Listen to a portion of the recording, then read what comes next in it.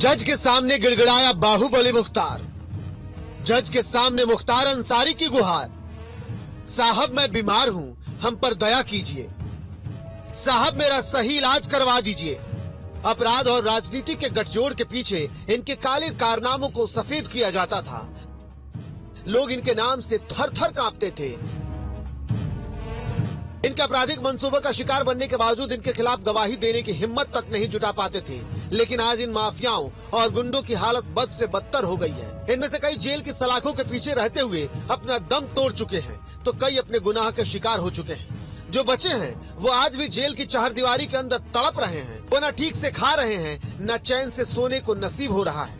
यहाँ तक कि बीमार होने के बाद भी वो जैसा इलाज चाह रहे हैं वो नहीं हो पा रहा है, क्योंकि जेल प्रशासन अपने मैनुअल के हिसाब से सुविधाएं प्रदान करता है।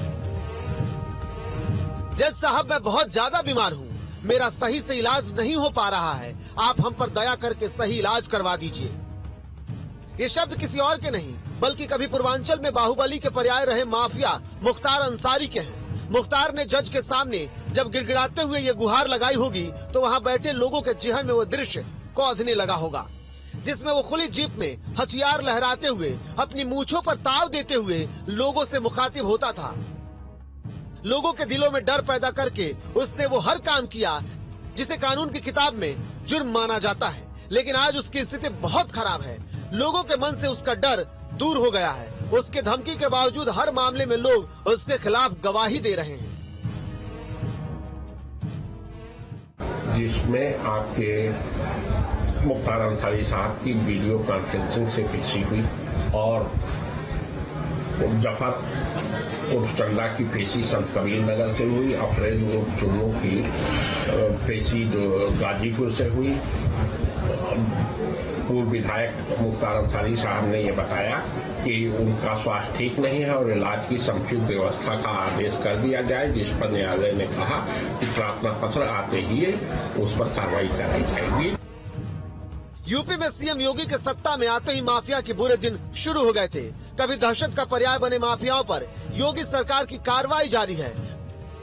माफियाओं पर सीएम योगी कितने सख्त हैं, इसे इस बात से समझा जा सकता है कि उन्होंने माफियाओं को मिट्टी में मिलाने तक की चेतावनी दी थी। क्या ये सच नहीं कि जिस अतीक अहमद के खिलाफ पीड़ित परिवारों ने मुकदमा दर्ज कराया उसके परिवार के खिलाफ, वो समाजवादी पार्टी के द्वारा पोषित माफिया है और उसकी कमर को तोड़ने का काम हमारी सरकार ने किया है। और फिर वो कार्रवाई होती है। इसे हम इस माफिया को मिट्टी में मिला देंगे।